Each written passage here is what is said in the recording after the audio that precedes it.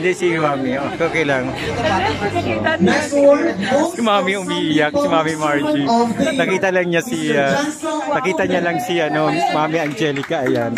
Oo, kasi ito si Mami Margie, mother siya ni Maricar Aragon. Super mapagmahal at kaya ito rin babaeng to na maganda.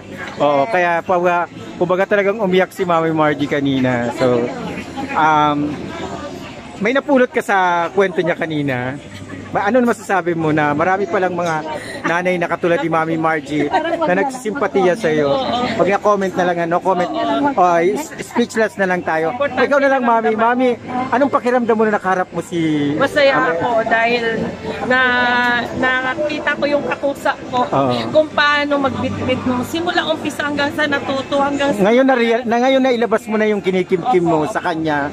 Anong pakiramdam? Lumuwag ba? Kasi parang maramdaman din ng mga ibang anak kung paano nagsikap ang mga matuto sila. Tapos pangalawa naman, ang anak ko naman talaga hanggang ngayon naman sumusunod ka sa akin. At saka ikaw dugot pawis din ang binibigay mo para sa anak mo.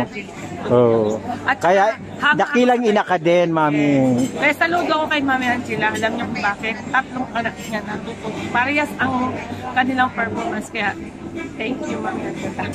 Mabuhay ang mga nanay. Mabuhay ang mga nanay sa buong mundo. Yun. Okay.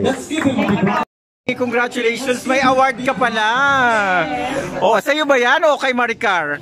Sa Tanging Hiling Foundation. Okay. Yung title ng kanta niya, bali ginawa namin niya, nagbuo kami ng Tanging Hiling Foundation. Cancer Warrior. Okay. Okay. Congrats, Maricar and the Healing Foundation. Si Maricar. Please, diba?